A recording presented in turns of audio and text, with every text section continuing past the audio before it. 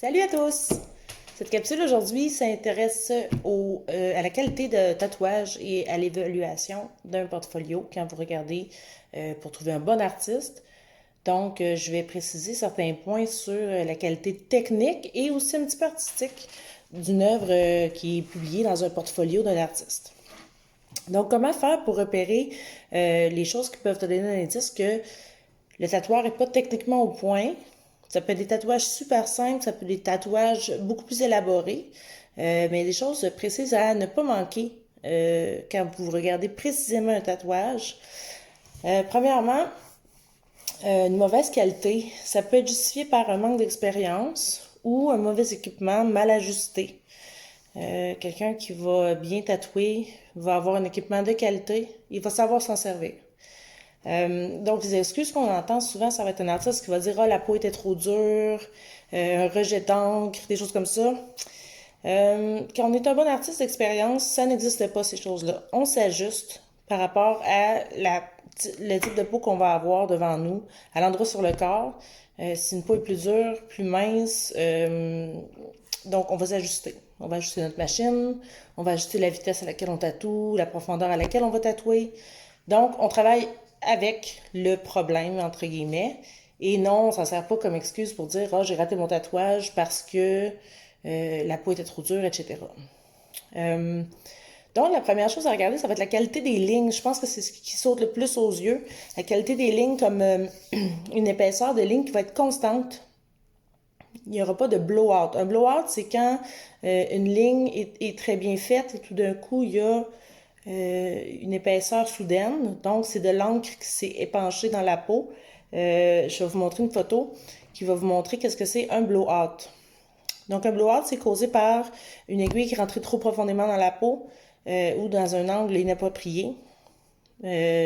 Donc, c'est ce que ça fait sur la peau. Ça, c'est un signe que techniquement, un tatouage est mal réalisé. Ça peut être très minime et très subtil, comme ça peut être évident et il peut y en avoir partout dans le tatouage aussi. Ensuite, il y a la saturation des couleurs, des noirs et la douceur des ombrages dans un tatouage. Donc, vous pouvez regarder deux tatouages un contre l'autre. Si vous voyez à travers la couleur, vous voyez la peau. S'il y a des spots dans le noir, c'est pas égal, c'est pas uniforme. Et la douceur des ombrages, ce que je veux dire par là, c'est pas saccadé. Il n'y a pas de coche, comme on dit en bon français. Il y a un dégradé, donc ça doit partir d'une certaine teinte et terminer à une teinte plus douce normalement.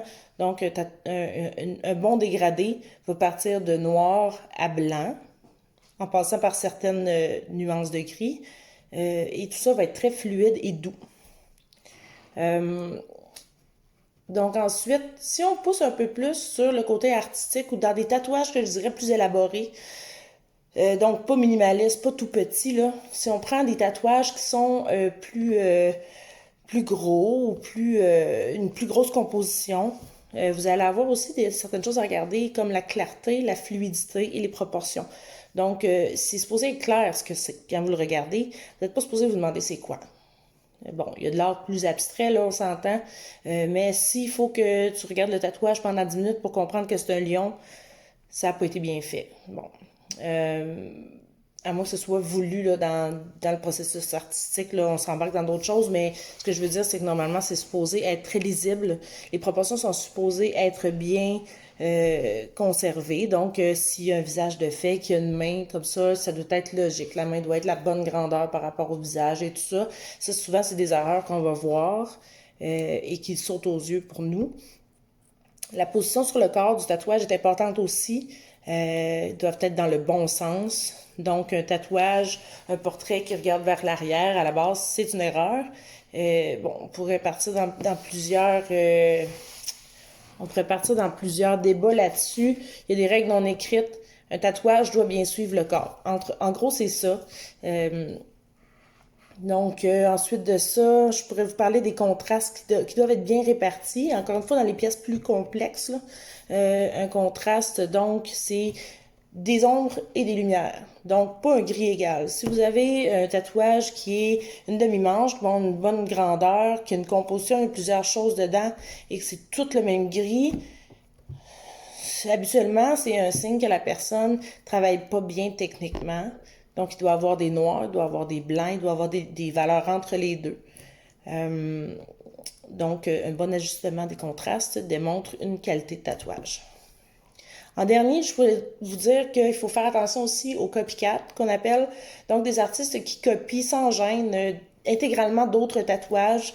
Souvent, on va voir bon la personne qui pose son tatouage et à côté, tu as la référence imprimée qui est prise sur la peau de quelqu'un d'autre. Donc, c'est la photo d'un tatou qui a déjà été fait, qui a été printé et copié intégralement. Donc, ils font sans gêne. C'est pas une bonne façon de travailler. La plupart des artistes vont le dire comme moi. C'est pas mon opinion personnelle. C'est seulement que un bon artiste va toujours chercher à personnaliser une œuvre. Donc, on peut avoir des références sans problème. Souvent, on va reconnaître même la référence d'où elle vient. Par contre, il faut quand même y mettre l'effort, recréer un peu certains détails pour s'assurer d'avoir un tatouage qui est personnalisé. Aussi, il y a des tatoueurs qui publient des tatouages qui ne sont pas les leurs, sans gêne aussi.